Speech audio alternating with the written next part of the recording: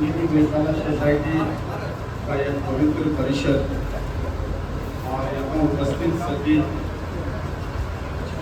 गौसेवक बंधुगण भाई बहन और आज के इस सभा के माननीय अतिथि आदरणीय श्याम बिहारी गुप्ता जी, सुरेश गुप्ता जी और आदरणीय रजनीवाल जी,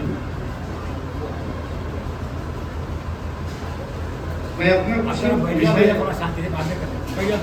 रखूँ इसके पहले आपको मौका देंगे। मैं दो संदर्भ जो है गोवन से जुड़ा हुआ आपके सामने रखूंगा।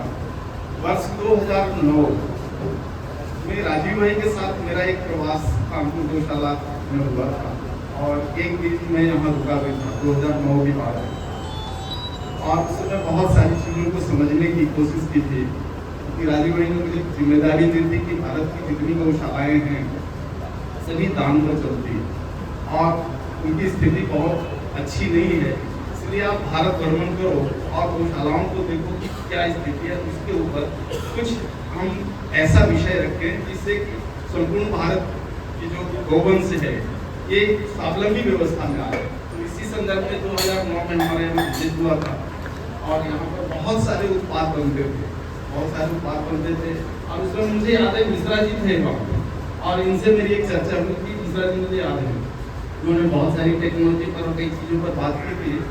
तब मुझे यहाँ पर एक आंकड़ा मिला था कि कानपुर गौशाला सोसाइटी का जो टोटल एक्सपेंडिचर है लगभग उसका 60% से ज़्यादा वितरण हो जाता है यहाँ जो प्रोडक्शन है।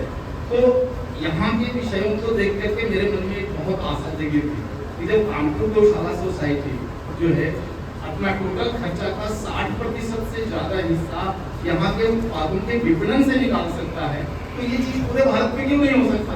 तो एक बहुत बड़ी शिक्षा मैं इस गौशाला से लेकर के गया।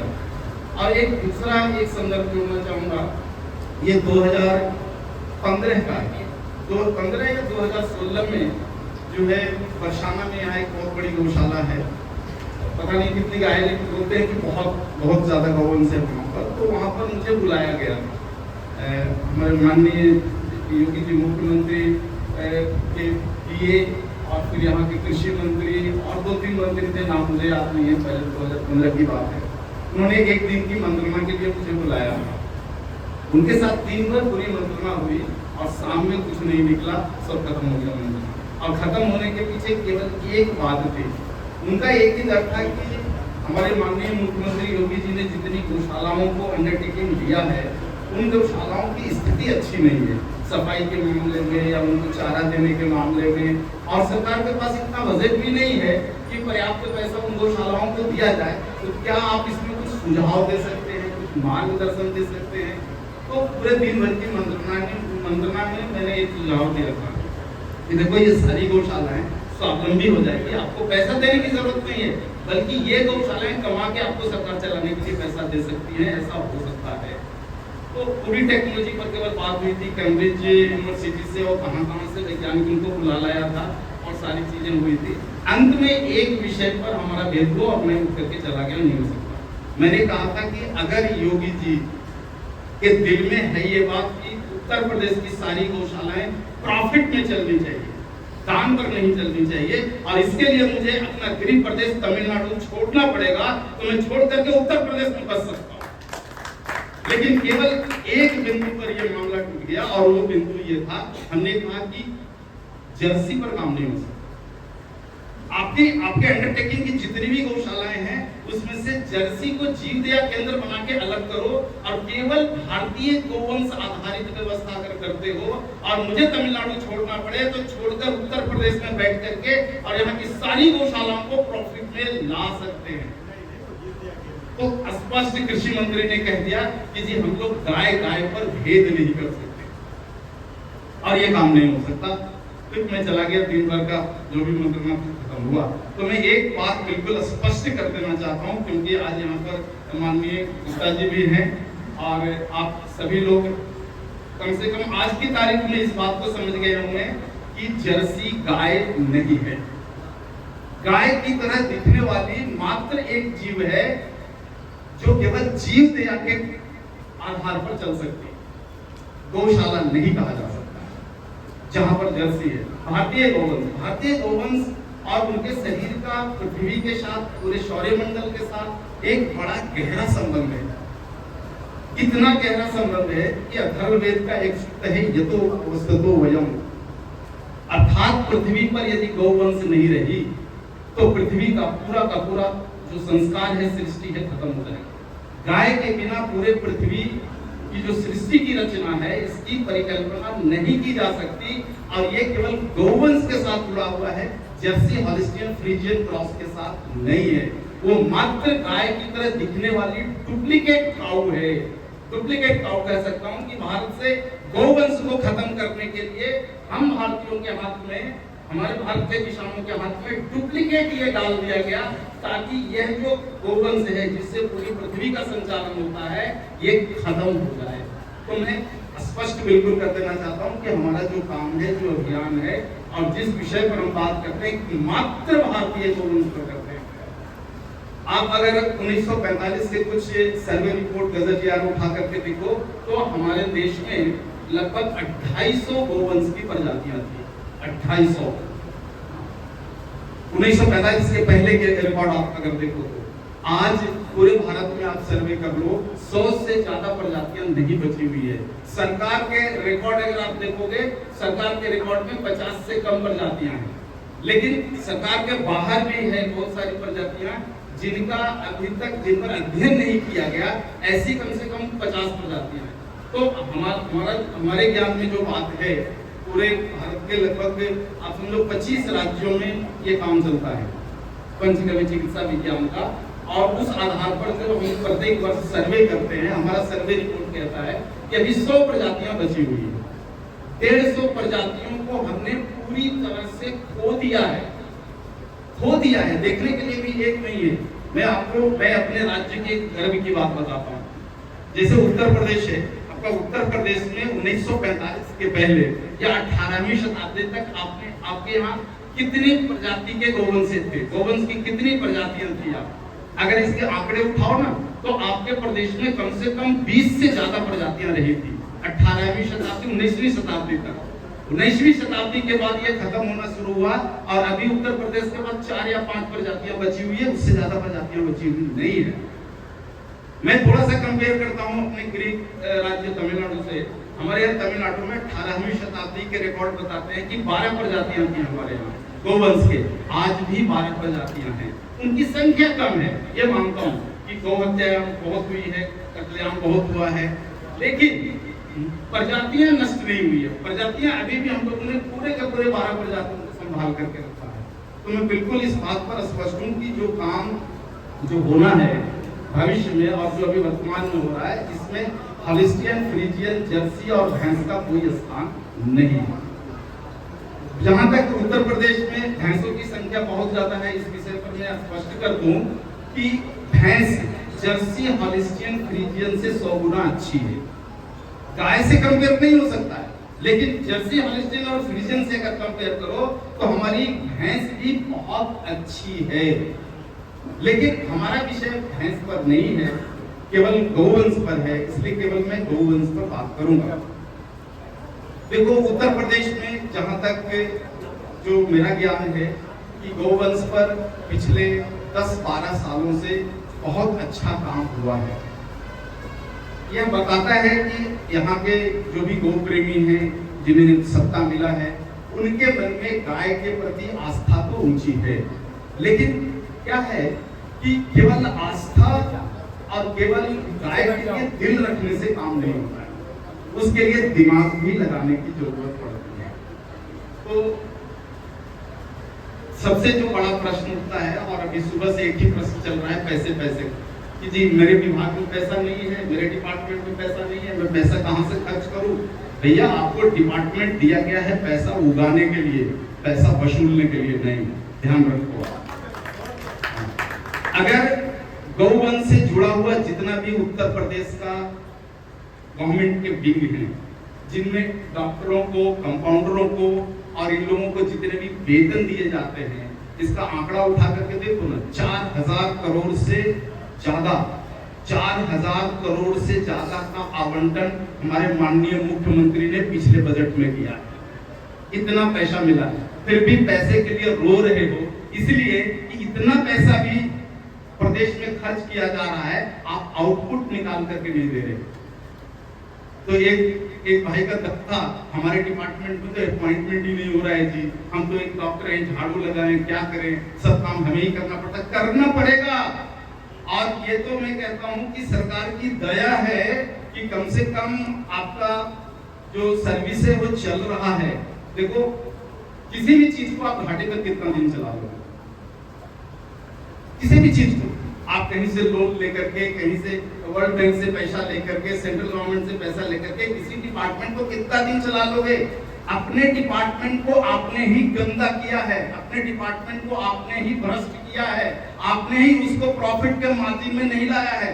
आपको हर साल यहाँ का जो वेटनरी डिपार्टमेंट है उत्तर प्रदेश का, पिछला बजट उठा करके देखो, 470 करोड़ रुपया हमारे आदरणीय मुख्यमंत्री जी ने दिया है। 470 करोड़। मैं कहता हूँ 470 करोड़ आप अपने कर्मचारियों को वेतन न दे करके जिन जिन घरों में गाय है उनको बांट दो तो गाय सुखी हो जाएगी।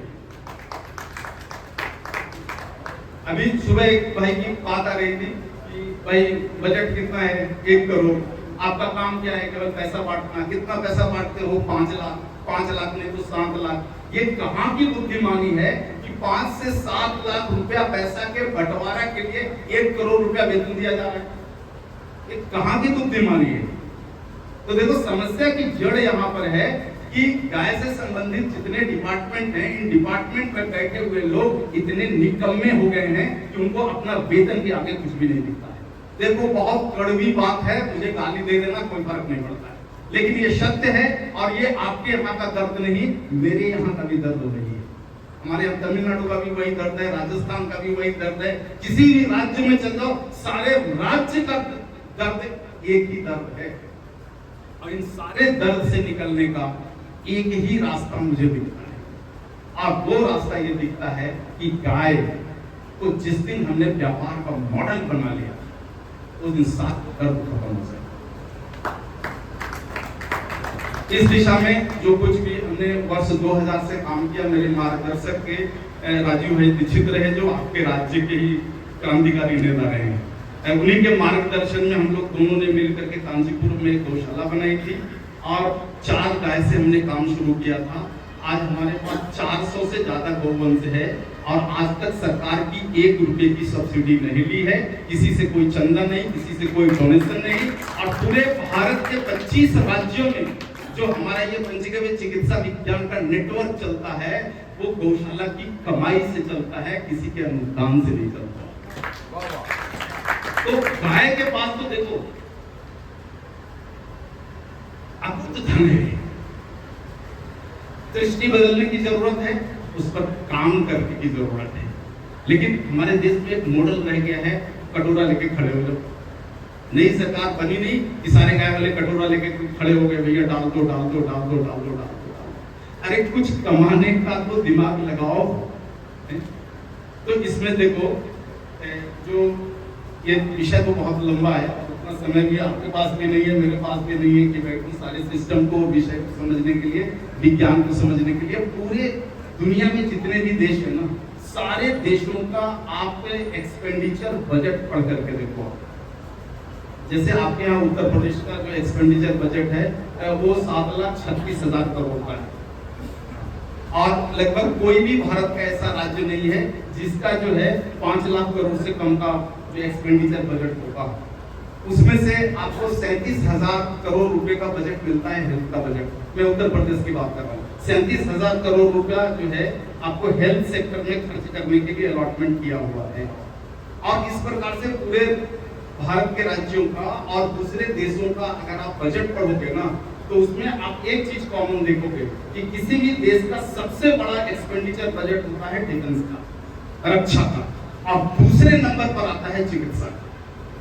यानी चिकित्सा के क्षेत्र में बहुत ज्यादा पैसा आ रहा है और बहुत ज्यादा पैसा जा रहा है। इसलिए यदि हेल्थ सेक्टर में गाय को हम फिट करते हैं, तब इसमें से कमाई का बहुत सारी संभावनाएं निकल करके आती हैं। तो 2000 आप देखो 2007 के बाद मुझे राजीव भाई ने कहा कि आप इसमें से कुछ ऐसा एक प्रोजेक्ट निकालो कि ताकि हम इसको रोल मॉडल बना करके और गौशालाओं को एक उद्योग के रूप में स्थापित कर लें, और आज की जो युवा पीढ़ी है वो सीधा का सीधा गाय में अपना कैरियर देखना शुरू करे। तो इसी संदर्भ में हमने जो है बहुत सारे 200 से ज्यादा मेडिकल थेरेपियों को ब्राउज किया, हमने पढ़ा कि ये मेडिकल थेरेपियां स्थापित कैसे होती है, एलोपैथी का स्थापना कैसे हुआ, कैसे इसका फाउंडेशन हुआ, होम्योपैथी का कैसे फाउंडेशन हुआ, और जितने भी इस तरह के थेरेपीज है इनके फाउंडेशन कैसे हुए। इनके सारे फाउंडेशन को पढ़ने के बाद एक विषय जो मुझे समझ में आया कि पंचगव्य यानी गाय के गव्यों पर एक अलग से थेरेपी की स्थापना होनी चाहिए। यदि गाय में से पैसा निकालना है, गाय में से बड़ा उद्योग निकालना है, गाय को स्वावलंबी करना है, भारत के युवा गाय में यदि अपना कैरियर देखें और गौ पालन से महीने का 2-3 लाख रुपया अगर कमाना है युवा को, तो उसमें हेल्थ सेक्टर में घुसना पड़ेगा, क्योंकि ये देश का, भारत देश का दूसरा बड़ा बजट होता है।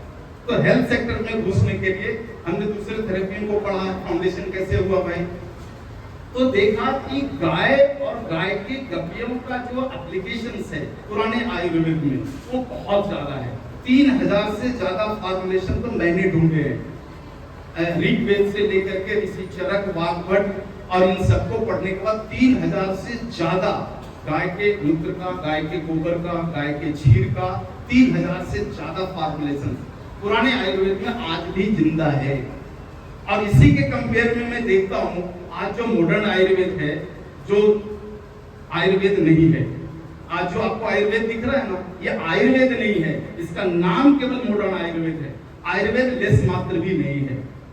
तो इस लूल्हे लंगड़े थेरेपी के पास भी 2500 फॉर्मुलेशन है, जिस पर ये तोड़ फोड़ करके काम करते हैं, जिसमें से गाय के फॉर्मुलेशन तो है ही नहीं, सारा कुछ काट के निकाल के फेंक दिया। इसलिए इसको हम आयुर्वेद को मानते नहीं। और मैं नहीं, कोई भी आयुर्वेद का जो बिल्कुल आयुर्वेद को जड़ से समझने वाला व्यक्ति है, उस व्यक्ति को समझता है कि आज जो आयुर्वेद भारत में छाया वो आयुर्वेद नहीं है, इसीलिए उसको मॉडर्न आयुर्वेद कहते हैं।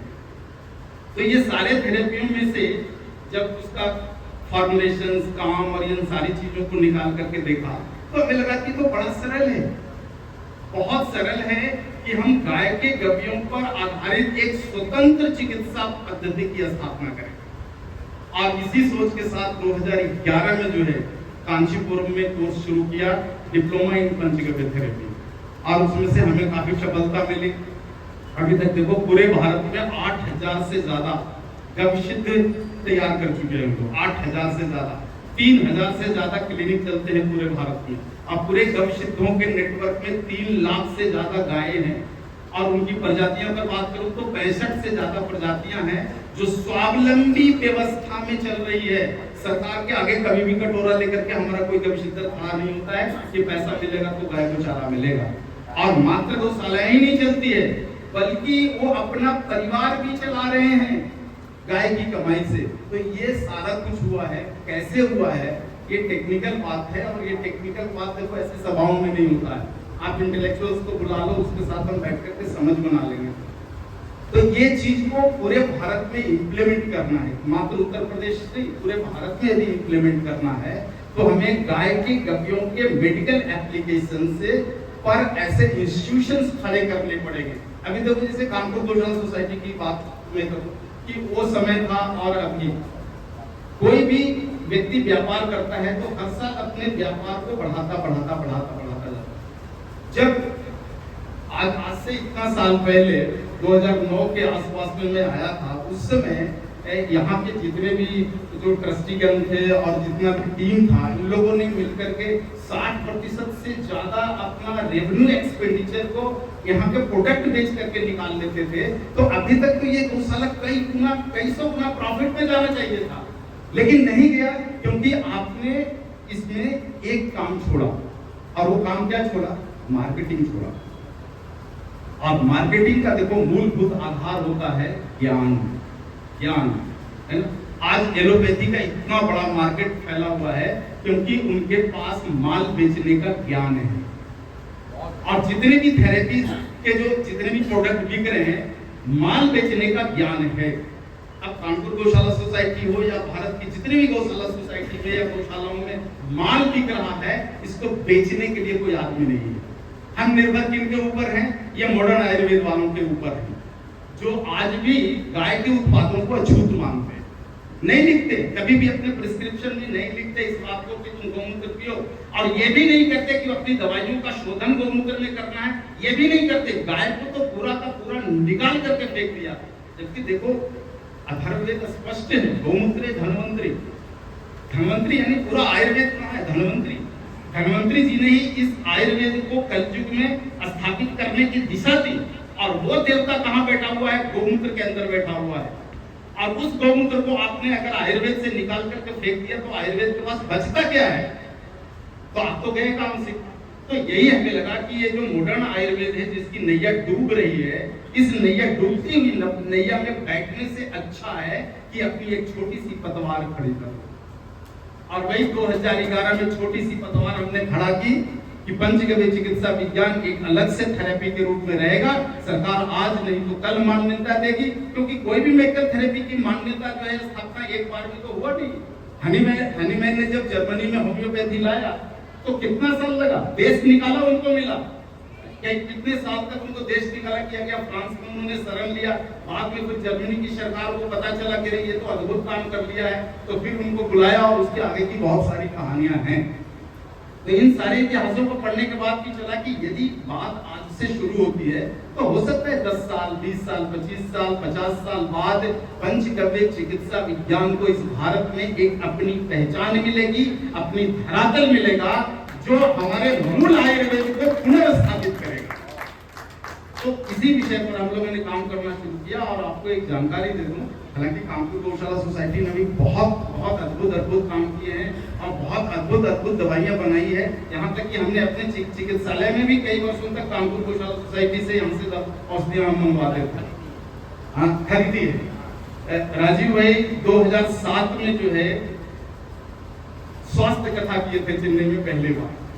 7 दिन की स्वास्थ्य कथा में 3 दिन केवल गाय पर बात किया था उन्होंने, और उसी के बाद वहां पर एक चिकित्सालय बना, जिस चिकित्सालय में राजीव भाई जब तक रहे तब तक आयुर्वेद, होम्योपैथी और पंचगव्य से चिकित्सा हुई।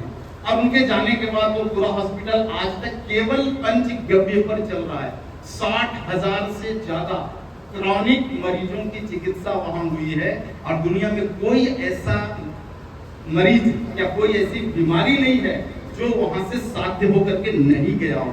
बात करूं मैं सिकल सेल का, बात करूं मैं थैलेसीमिया का, तो ये सारी बीमारियां साध्य हुई है। और हर साल हमारा मेडिकल बुलेटिन छपता है। उसी के बाद से 2014 से हमने पंचगव्य पर मेडिकल कॉन्फ्रेंस शुरू कराया। इस साल जो वृंदावन में जो कॉन्फ्रेंस है वो 12वां पड़ा हुआ है। इसके पहले 11 मेडिकल कॉन्फ्रेंस हमने कर चुके। आप मेडिकल कॉन्फ्रेंस में आकर के देखो, उनके बुलेटिन को पढ़कर देखो, हम तो मरीज का भी फोटो और डॉक्टर का भी फोटो छाप देते हैं कि इस मरीज को इस डॉक्टर ने छाप दिया, और सरकार को हर साल हम प्रतिवेदन दे देते हैं कि देखो पंचगव्य पर ये काम हुआ है। तो एक बार 2 साल पहले की बात है, 2022 में दिल्ली में एक बैठक थी जहां आयुष मंत्रालय के बहुत सारे सेक्रेटरियों को बुलाया गया। उनसे कहा गया थोड़ा सा ये बात करो, कड़वी बात थोड़ा सा करो। इनसे मेरी आदत है कड़वी बात करने की, तो कड़वी बात करो। तो उन लोगों ने कहा कि जी गाड़ी कहाँ अटकती है?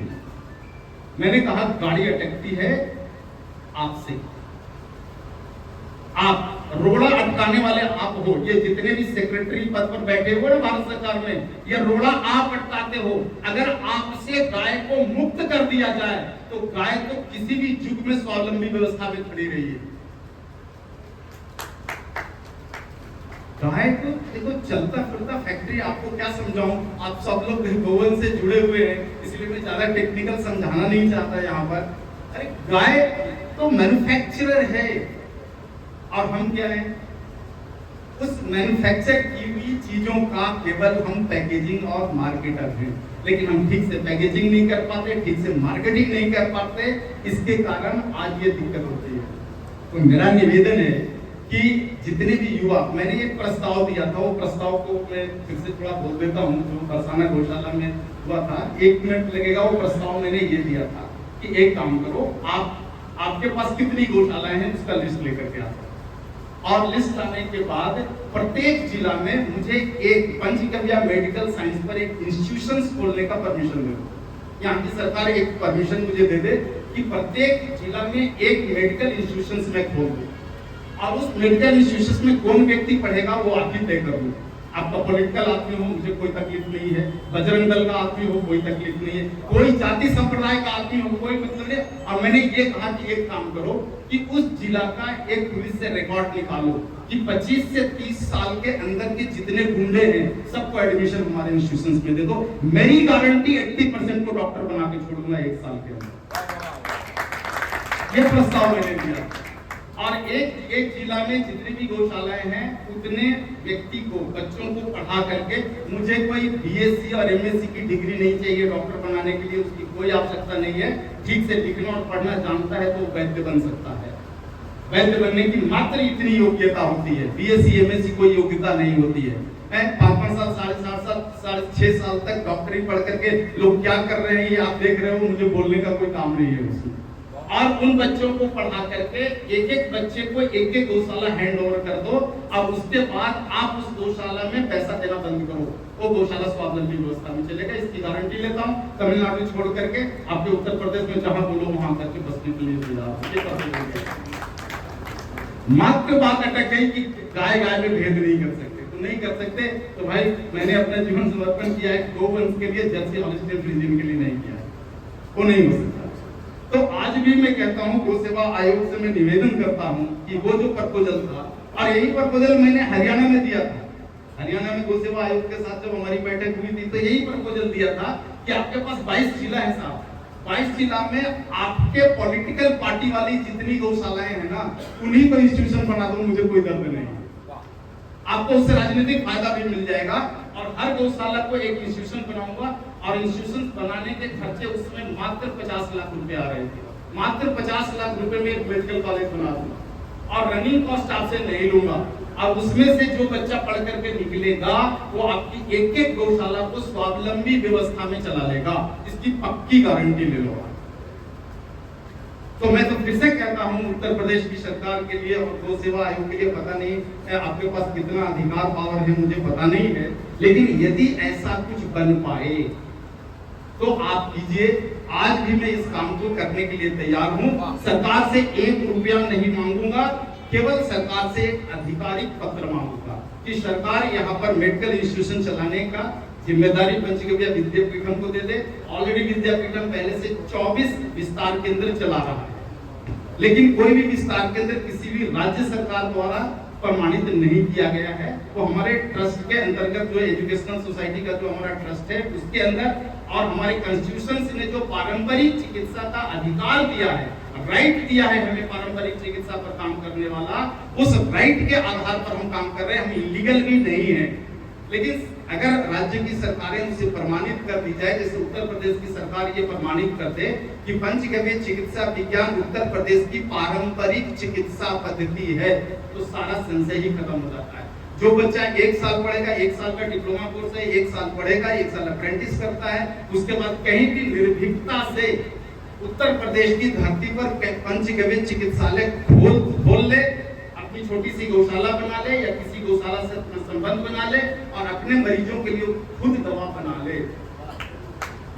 अगर मात्र इतना सा अधिकार अगर मिल जाता है, देखो हम इस अधिकार के मिले बगैर भी पूरे भारत में काम कर रहे हैं, क्योंकि कॉन्स्टिट्यूशन ने हमें राइट दिया है पारंपरिक चिकित्सा पर काम करने वाला, और पारंपरिक चिकित्सा इलीगल नहीं है, ये हमारा कॉन्स्टिट्यूशन कहता है। और उसके आधार उसके लिए 3 साल हमने जो है मदुरई कोर्ट में केस लड़ा, और केस लड़ने के बाद मदुरई कोर्ट से हमारा जो है उसमें डिग्री हुआ कि पारंपरिक चिकित्सा फ्रॉड नहीं है, झोला छाप नहीं है, ये भारत की एक पारंपरिक चिकित्सा है और इस पर काम करने का अधिकार हर उस व्यक्ति को है जो ठीक लिखना पढ़ना बोलना जानता है। कोई डिग्री की आवश्यकता नहीं है, और उसी कोर्ट जजमेंट के आधार पर हम काम कर रहे हैं। लेकिन बेहतर है कि उत्तर प्रदेश की सरकार इस विषय का संज्ञान ले, और लेने के बाद अगर ये परमिशन देता है तो इस पूरे सभा और यहाँ पर बैठे हुए सभी अधिकारियों के सामने मैं ये कहता हूँ कि इस उत्तर प्रदेश की गौशालाओं को स्वावलंबी करने के लिए मेरा जितना भी समय लगेगा, जीवन लगेगा, मैं दे सकता हूँ। यही मेरे लिए सबसे खुशी की बात है। अब थोड़ा सा देखो टेक्निकल बात मैं करता हूँ। कई लोग बोलते हैं और कई लोगों के मन में भी होगा कि आप गाय और जर्सी में भेद क्यों करते हैं? भेद इसलिए करते हैं क्योंकि वो गाय नहीं है। गाय के पास जो क्वालिटी है, जितने भी गुण हैं गाय के पास, वो दुनिया के किसी भी जीव के पास नहीं है, किसी भी जीव के पास नहीं है। ये जो आपके यहाँ मंदिरों में जो गाय का चित्र मिलता है ना, जिसमें 33 देवताओं का चित्र होता है और आप कहते हो कि 33 कोटि देव इसमें वास करते हैं, इसके ऊपर हमने पूरी तैयारी की है, इसको स्टडी किया। इसमें से 300 घंटे का व्याख्यान मैं दे सकता हूँ, 300 घंटा बोल सकता हूँ मात्र गाय के शरीर में देवताओं के चित्र के ऊपर। ये चित्र हमारे पूर्वजों ने क्यों बैठाया, वो चित्र मात्र देखने के लिए है। गाय के शरीर में 33 देव मतलब 33 तरह के एलिमेंट का फैब्रिकेशन गाय के शरीर में होता है। गाय 33 तरह के एलिमेंट को बना सकती है अपने चारा के डाइजेशन के बाद। और देखो एक संजोग की बात कि जो 33 एलिमेंट गाय के पास है, यही 33 एलिमेंट का कंपोजिशन मनुष्य का शरीर है। यानी मनुष्य के शरीर में किसी भी तरह का एलिमेंटल डिफिशियंसी, न्यूट्रिशनल डिफिशियंसी अगर हो जाए तो मात्र गाय की वस्तुएं ही काफी है, उसको किसी भी दूसरे चीज की आवश्यकता ही नहीं पड़ती है। तो इतना बड़ा धरोहर और इतनी बड़ी चीज हमारे पास है, लेकिन हम मात्र उसको भक्ति के राग में डाल करके आगे कुछ समझने की कोशिश नहीं करती है। पिछले देखो लगभग 5 वर्षों से हमारा एक शोध चल रहा था गाय के सींगों के ऊपर, कि पूरे भारत में जब भारत की गौवंश जो है उसको हम माता मानते हैं और सब गाय है, तो फिर उनके शरीर में ये अलग अलग आकृतियां क्यों हैं, अलग अलग तरह का शरीर क्यों है, उनका सींग कहीं छोटा कहीं बड़ा। यहाँ भी गौशाला में देखो एक गौवंश का सींग बड़ा है, एक का छोटा है, लेकिन सींगों के ऊपर हमें पूरा उसका जो कॉन्सेप्ट निकालने में 6 साल लगा। 6 साल का शोध और भारत के 23 राज्यों का सर्वेक्षण करने के बाद हम निष्कर्ष पर आए कि गाय का सींग मतलब क्या। तो गाय का सींग मतलब क्या, इस पर एक उदाहरण देता हूँ। बहुत बड़ा विषय ये है, अगर वो पढ़ना हो तो हमारे पास उसकी बुलेटिन है। बुलेटिन में 5-6 पन्ने का आर्टिकल है, आप पढ़ सकोगे। 1-2 लोगों को मैं बुलेटिन दे सकता हूँ, आप चाहो तो उसका जेरोक्स कॉपी भी कर लो आप। उसमें हमने गंगा तेरी को लिया है, उत्तर प्रदेश से गंगा तेरी को एज एग्जाम्पल लिया है। तो एक उदाहरण बताता हूँ कि गाय का सींग क्या कमाल का चीज है और क्या कर सकता है। तो जैसे गुजरात की जो गाय है गिर, पूरा भारत पागल है गिर गाय लाने के लिए। जिसको देखो गौशाला पर नहीं जी गिर चाहिए, गिर का ही वो राग ला पड़ा। तो हमने एक कल्पना किया और कल्पना को फिर उसमें लाया अपने गणित में, जो सर्वे गणित में है, कि मान लो कि गुजरात की सारी गाय को केरल में शिफ्ट करते हैं। केरल में सबसे छोटी गाय होती है सामान्यतः, हमारे यहाँ के केरल में 6 ब्रीड्स हैं और 6 ब्रीड भी सब छोटी छोटी है, 3 फीट से ऊपर वाली को कोई है ही नहीं। कासरगोड ले लो, मलेना डिकिट्टा ले लो या बेचूर ले लो, सब 3 फीट वाली है, 3 फीट 3.5 फीट वाली। अगर इन सबको गुजरात भेज दें, अब गुजरात से सारे गिर को उठा के केरल लेकर के आ जाए, क्या होगा? तो हमारा सर्वे रिपोर्ट कहता है कि 3 साल के अंदर गुजरात में 1 मिलीमीटर की वर्षा नहीं होगी। गुजरात का जो एवरेज जो वर्षा है 350 से लेकर के 450 मिलीमीटर वर्षा एवरेज गुजरात में होता है, वो शून्य हो जाएगा। अब केरल की क्या हाल होगा? तो केरल पूरा का पूरा पानी में डूब जाएगा, समुद्र में डूब जाएगा। ये परिवर्तन हो सकता है। तो मात्र गाय का सींग कितना बड़ा वायुमंडल का इकोलॉजिकल बैलेंस करने वाला चीज है।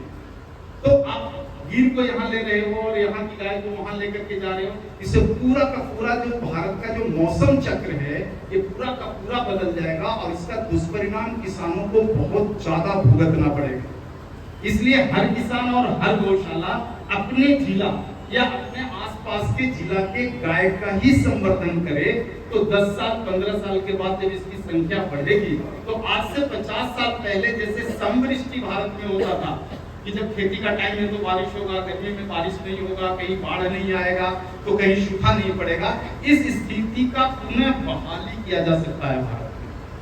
तो ये भी एक संशय बिल्कुल दूर कर लीजिए कि गाय पालना है, गौशाला लाना है तो गिर के चक्कर में मत पड़ना, कांग्रेस के चक्कर में मत पड़ना, वरना आपके राज्य का पूरा भौगोलिक परिदृश्य ही बदल जाएगा। जो चीजें पारंपरिक रूप में खेती होती है वो बंद हो जाएगा और आपको कहीं ना कहीं फिर नए चीजों पर शिफ्ट करना पड़ेगा, जिसमें बहुत 50 साल का जो किसानों के पास जो एक्सपीरियंस है वो सारा कुछ खत्म हो जाता है और उससे देश का बहुत बड़ा नुकसान होता है। तो ये तो एक सींग का मामला है। ऐसे ऐसे गाय के पास 33 बिंदु हैं जो पूरे भारत भूमि में कई चीजों को संतुलित रखते हैं। अपराध को संतुलित गाय रखती है, अपराध का संतुलन। तो उस पर एक सर्वे आपको बताता हूँ, सर्वे भी हमारा चल रहा है, पूरा नहीं हुआ है, लेकिन उसका निचोड़ बता देता हूँ। हमने एक सर्वे शुरू किया है कि गाय का दूध पीने वाला व्यक्ति या गाय के गोबर गोमूत्र पर उगा हुआ अनाज खाने वाला व्यक्ति या गाय के और आभा मंडल में रहने वाला व्यक्ति, भले उसने खाया नहीं हो, पिया नहीं हो, लेकिन गाय के संसर्ग में रहा हुआ व्यक्ति भारत में कितने अपराधी हैं, कितने टेररिस्ट हैं, कितने रेपिस्ट हैं, इसको ढूंढने का काम शुरू किया कि निकालो आंकड़े।